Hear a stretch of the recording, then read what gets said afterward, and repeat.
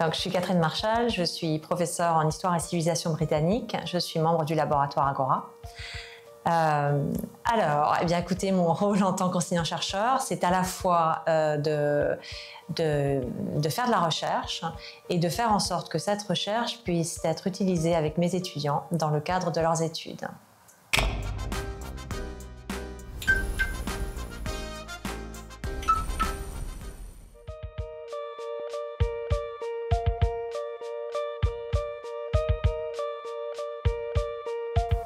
Oui, alors un colloque, c'est vraiment pour moi, c'est une rencontre scientifique qui a pour objet de faire avancer l'état de l'art.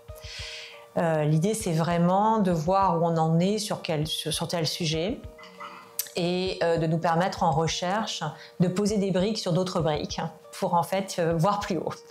Voilà, donc ça c'est la première chose, mais un colloque c'est aussi une rencontre scientifique qui permet de se faire rencontrer des chercheurs, de tisser des réseaux et puis plus largement aussi de retrouver souvent des collègues, des amis et de pouvoir échanger. C'est souvent dans les rencontres informelles que vont se mettre en place des projets, des visites, des rencontres.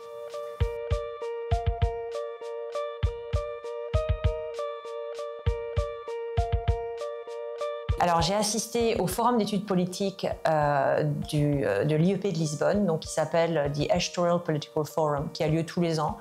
Donc, c'est un grand forum qui a lieu sur la côte, pas très loin du Portugal, enfin pas très loin de Lisbonne au Portugal, et qui fait en sorte de rassembler tous les étudiants de l'Institut d'études politiques, donc là il y en avait à peu près 300, avec un grand nombre de chercheurs qui font partie des réseaux de l'Institut d'études politiques. Donc moi j'y étais invitée au titre de membre de ce qu'on appelle The International Board, donc le conseil d'administration international.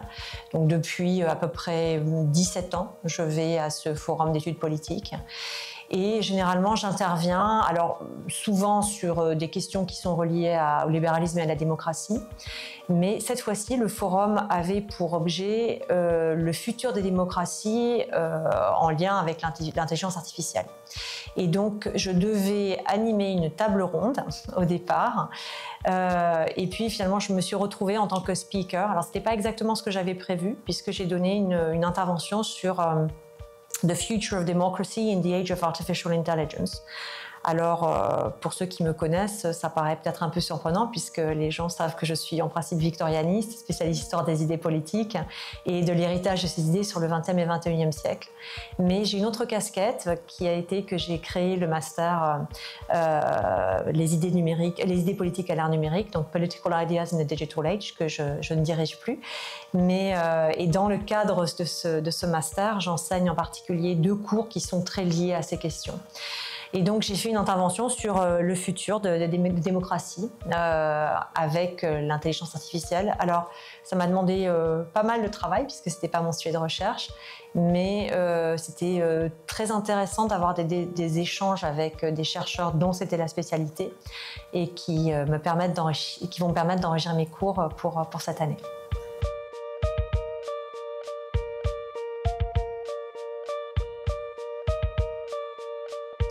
Oui, alors le forum dure 3 jours. C'est très intense avec des sessions parallèles et il y a aussi même au moment des déjeuners et des dîners, vous avez aussi des intervenants, ce qui fait que ça ne s'arrête jamais.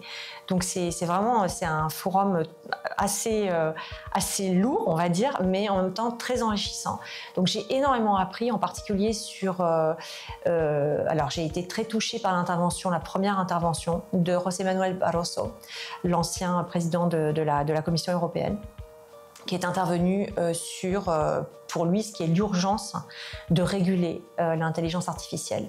Il est très proche de Geoffrey Hinton, qui est le prix Nobel, qui a obtenu le prix Nobel en chimie, alors que c'est pas du tout là-dessus qu'il aurait dû l'avoir. Mais Geoffrey Hinton est spécialiste d'intelligence artificielle. C'est lui qui travaillait pour Google et qui a quitté Google pour en fait dénoncer le danger de l'intelligence artificielle. Et on voit bien que dans l'amitié qui lie Geoffrey Hinton à José Manuel Barroso, et l'intervention de ce dernier a été incroyablement poussée par le danger qui nous menace. Donc juste pour vous expliquer rapidement, pour Geoffrey Hinton, à partir du moment où l'intelligence artificielle sera capable de se coder, de faire son propre codage, Et ça peut être d'ici 2, 3, voire à 10 ans. Il y a la possibilité d'une création d'une super intelligence qui peut en fait mettre en danger les humains. Donc chez Jeffrey Hinton, c'est entre 10 et 20%, ce qui est comme pas rien. Et ils ont évoqué un rapport que j'ai utilisé pour mon intervention qui s'appelle AI27, qui est un rapport qui montre que dès 2027, l'intelligence artificielle serait capable de savoir se coder, donc savoir avoir en anglais on dit have to have its own agency, d'être un agent en fait de son propre changement. Et j'ai été frappée de voir qu'un homme politique qui a occupé une position tellement importante, n'a pas hésité à être quasiment alarmiste. Donc c'était la première intervention du colloque et ça a ajouté un froid. Donc ça m'a quand même, oui, ça m'a frappé. Et après, j'ai été extrêmement intéressée par une intervention d'un collègue qui était portugais-français, je pense, sur la façon dont l'avenir va être. Il faut absolument se préserver en termes de cybersécurité, puisque les cyberattaques vont devenir récurrentes, puisqu'elles permettent en fait de gagner beaucoup d'argent. Donc ça aussi, ça m'a frappée. Et puis j'ai aussi été intéressée par une intervention sur la fluidité du concept de vérité, donc dans le cadre des fake news. Donc je ne sais pas, quelque chose que je ne savais pas, mais de l'entendre présenté par des scientifiques plutôt en sciences dures m'a pas mal marquée. Ouais.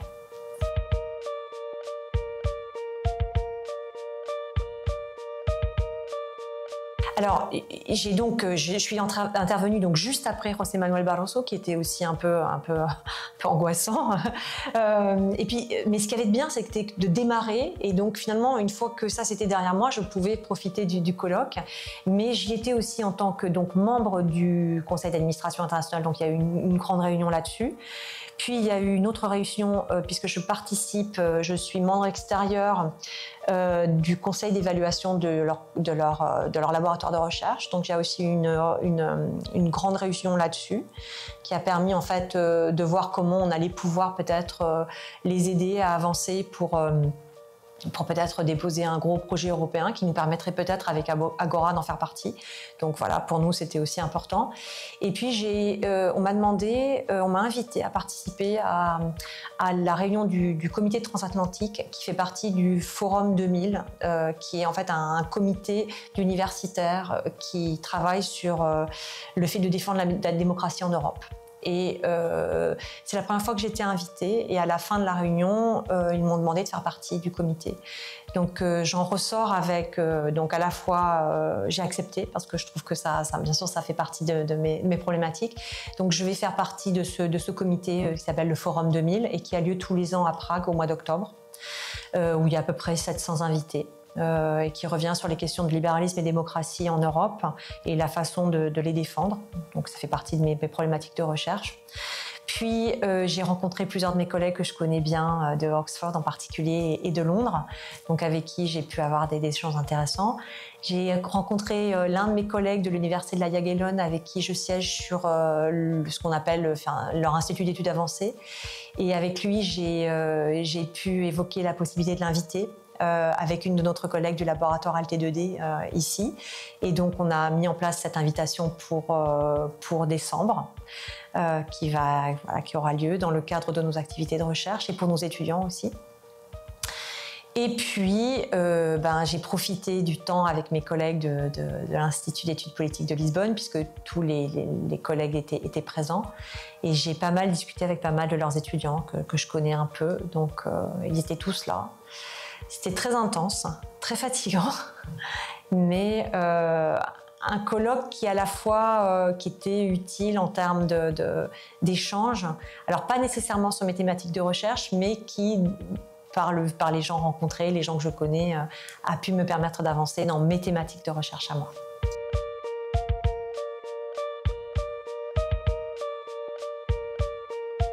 Alors, j'en retiens que rien ne remplace le fait de rencontrer les gens.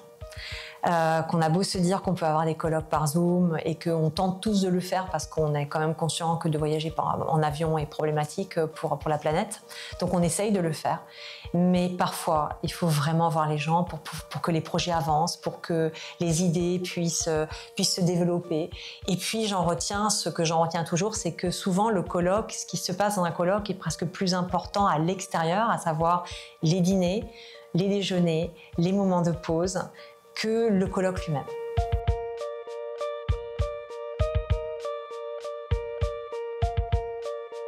Alors, je pense que de s'en passer, d'abord, c'est dommage, c'est triste. Je pense que l'une des grandes richesses de notre travail, c'est justement de pouvoir avoir ces moments de voyage dans lesquels, généralement, on va les utiliser aussi pour, par exemple, aller voir des archives, voir d'autres collègues, ce que j'ai fait aussi à l'extérieur, en fait, dans le cadre du colloque. Je pense que c'est se priver, en fait, d'un moment où... J'aurais envie de dire que c'est comme un spa pour le cerveau, en fait. Voilà, et que se priver de ce moment-là, c'est vraiment dommage. Par contre, j'ai bien conscience qu'on ne peut pas le faire tout le temps, qu'on ne peut pas le faire tout au long de l'année, que c'est ça seulement à certains moments où on est disponible. Et qu'on a bien de la chance aussi encore à Agora d'avoir un laboratoire qui va nous aider à le faire. Alors là, il se trouve que tout était pris en charge parce que je suis membre du conseil d'administration international, mais on a un laboratoire qui permet de faire ces voyages et qui permet de participer à ces colloques.